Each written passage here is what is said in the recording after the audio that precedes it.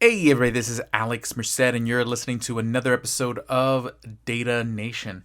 And in this episode, what I want to do is talk about BI dashboards. So BI dashboards are going to be sort of one of the biggest use cases for data. So what does unpack that word? BI. BI stands for business intelligence. The idea is that you're gathering data to inform business decisions. How much should we order for our inventory next quarter? Should we invest more in this product line versus that product line? Should we invest in marketing in this market or that market? Basically taking a look at your data to make data-driven decisions.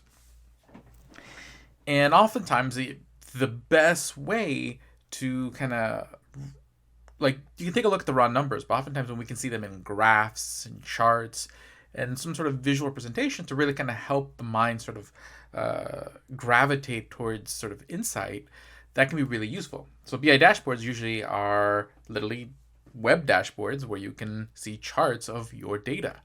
And oftentimes you can interact with those charts. So you can sit there and say, hey, I want to look at this based on I want to take a look at this data and it's aggregated by month or it's aggregated by day. And oftentimes we use tools or what's called BI tools to create these BI dashboards. So these are probably most famously things like Tableau and Power BI, but there are others like Looker, Hex. There's a lot of them. So the thing about BI dashboards, oftentimes what you're doing is you're aggregating data. So I might be taking a look at the total of something. So it's taking a look at a particular column in every row and adding every value together, or averaging it, or figuring out what the max value or minimum value is. You might be doing some more complex aggregations where you group them by different things. So then it's aggregating the groups of data, the groups of rows, or you might do some sort of window function where you rank, you do all sorts of different possible complex things. So imagine that you have this BI dashboard, okay, and you have this data that you're analyzing, and the data is like 5 petabytes. It's like or even several terabytes, several petabytes, just a large amount of data. Okay. So when I twist the knob and say, hey, I want to look at this from a point of view of a day to the point of view of a month, it's not just about changing the visual on the screen. It has to recalculate the data. So that means it has to go back, bring up every single row, regroup them, re-aggregate them, and if there's any joins involved, it's got to do those joins. So it's got to load up multiple data sets and then join them together before it does any of that other stuff. It can be expensive. Okay, so if we oftentimes were to just create a BI dashboard based on the raw data, okay, every time I twist a knob, I'm waiting 5 minutes or sometimes hours for the visual to update. Okay, so this is what we talk about, like slow dashboards. So how do people usually deal with this? Okay, so oftentimes the answer to the question is to pre-compute your aggregations. Okay, makes sense. Okay, if I already have sort of the totals of things and the averages of things that I plan on asking about pre-calculated, then I can twist those knobs and get pretty much immediate response. Okay, so there's a couple different ways you can do this. Some people, when you hear about like a medallion architecture, you hear like, hey, you have your raw data in bronze, and then you curate the data to a silver, and then they might use gold to pre-calculate things. Okay, so essentially what you do is you would create another physical copy of your table, not a copy of the table. What you would do is you would take the data from that table, compute all the aggregates, and then put them in your gold folder, and you would base your BI dashboards off these pre-computed aggregates. Okay, and basically, problem with this is one, you actually have to build that pipeline. So not only do you have to build a pipeline to take the raw first to land the data into raw, so that's pipeline number one. Then you have to have another pipeline to transform the raw into sort of silver status from bronze to silver, and that's can not just be one pipeline, it might be many pipelines depending on how complex what you're doing is. And then then you take all that sort of curated data and then aggregate it into sort of pre-computed aggregates in your sort of your gold folder. Okay, so cool. Okay, and there are existing sort of solutions for this. Okay, so usually what people would do is they would create 2 possible things. They would create a cube or an extract. And they're both theoretically pretty much the same idea. You're pre-computing the aggregate results. And the problem is essentially those numbers are going to reflect the data at the time you pre-computed them. Okay, and they're not like automatically updated. And depending on how you build them, okay, they can be they still might not be fast enough because you might have too many aggregates for too many possible situations, rendered in your cube or extract.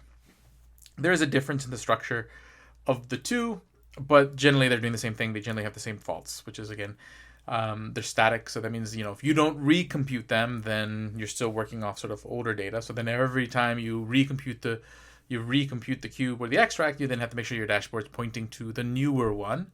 And then if you're keeping the old ones, then you sort of have this creep of storage.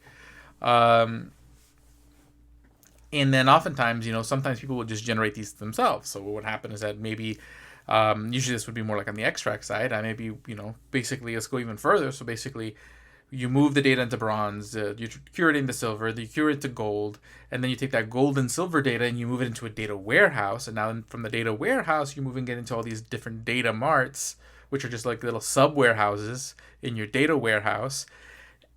So all this data moves through all these different steps. And again, each step requires you to create a pipeline, and something goes wrong with any, like let's say there's a chain of 5 pipelines. If something goes wrong with pipeline 3, it also breaks pipeline 4 and 5. Okay, if there's a mistake in pipeline 1, all 5 pipelines are wrong.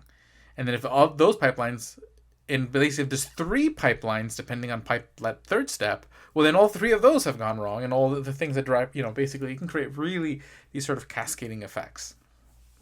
Okay, so this is the big part of what sort of makes data engineering really challenging, because all these steps depend on other steps, and it can get complicated. Let's just keep it simple. So basically what happens at the data analyst, looking at their data that they have access to in the data warehouse, they may sit there and create their own sort of summaries and sit there and then download them as like their own sort of extracted spreadsheet, and create their own pre-computed aggregates on their own that are not even within your entire structure that you control and govern. And they're doing it because, hey, it's the only way they kind of get this dashboard to be fast enough for this very narrow use case. So bottom line is, like, you can make a fast dashboard using cubes and extracts, but again, you're going to have issues with consistency because, again, it's not auto-updating or anything like that. It's going to be dependent on your pipelines. It's going to be dependent on sort of how many pipelines go from, hey, the source of the data to the actual updating the actual cube or extract, and how often that pipeline runs and all these things. And this is kind of where, like, Dremio's data reflections feature becomes so amazing. Now, again, there's 2 types of reflections in Dremio. There's raw reflections, which are more like materialized views, which will be a different discussion for a different video, because today we're talking about BI dashboards. But then there's also aggregate reflections, which also pre-compute the aggregates. And the cool thing is, you can all do it through a very visual UI when you're using the Dremio software. So you can just sit there and say, hey, these are the dimensions and measures that I'm optimizing for, so that we can craft a reflection with the right. And then the thing is that the actual sort of like data structure is that essentially an Apache iceberg table that contains all these aggregates. Okay. And it breaks them down in all sorts of different ways, so that it allows it to easily be able to like calculate what you need to calculate. And basically, Dremio does a bunch of magic under the hood to kind of make sure that the actual structure it creates is, 1, going to be fast, but 2, also be able to manage memory. So like another issue people have with like cubes and extracts is that sometimes if you're talking about really large data, like these things get so large that you end up having sort of like out of memory issues, where basically, hey, different nodes in your compute cluster just don't have enough memory to compute the job. Reflections aren't generally going to have these issues. It's not necessarily, I don't think it's necessarily impossible, but generally they won't.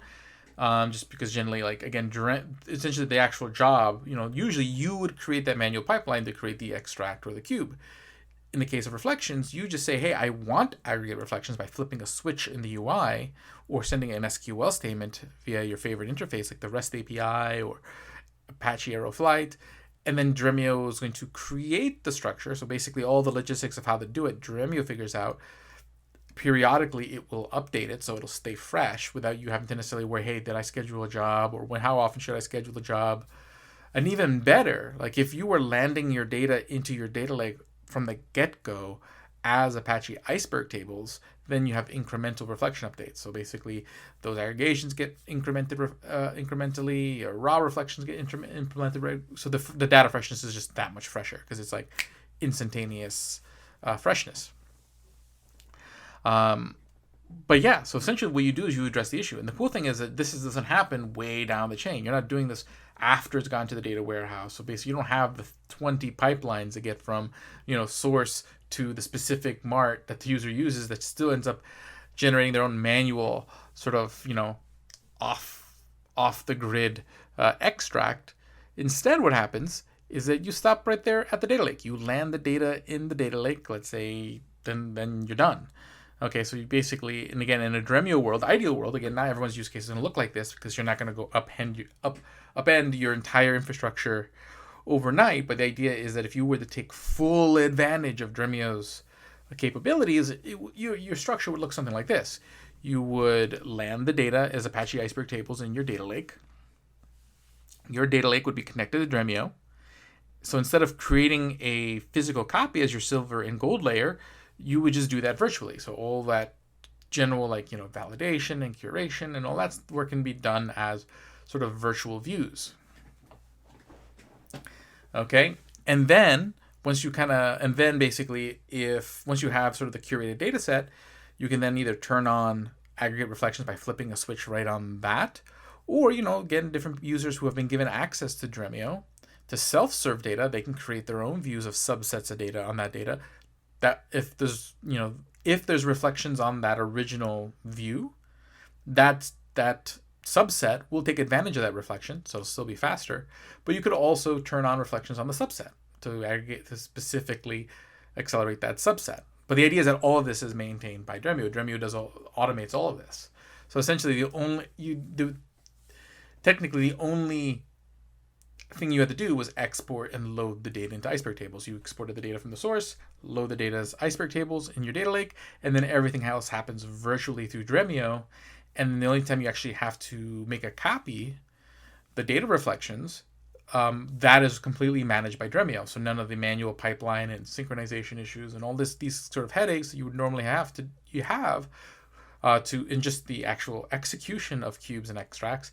On top of it, you're going to get fresher data because again it is being updated, and you're going to get that sub-second BI performance. So you get really fast BI dashboards. So in that case, hey, life gets a lot easier. Okay, as far as delivering your BI dashboards to your users, you're going to have a much more pleasant experience and much better data to get those business insights from. And that's what makes the Dremio platform such an sort of amazing evolution of things. So yeah, I just wanted to kind of talk about that just because I hear a lot of people a lot of times. People hear the terms cubes, extracts, BI dashboards, but what is a cube? What is an extract? I figured this would be the time to kind of talk about that. The only thing I want to add to that, I'm going to actually have a blog article that's going to go more in depth about what is an extract in a cube. And a cube, again, is just more of a 3-dimensional data structure.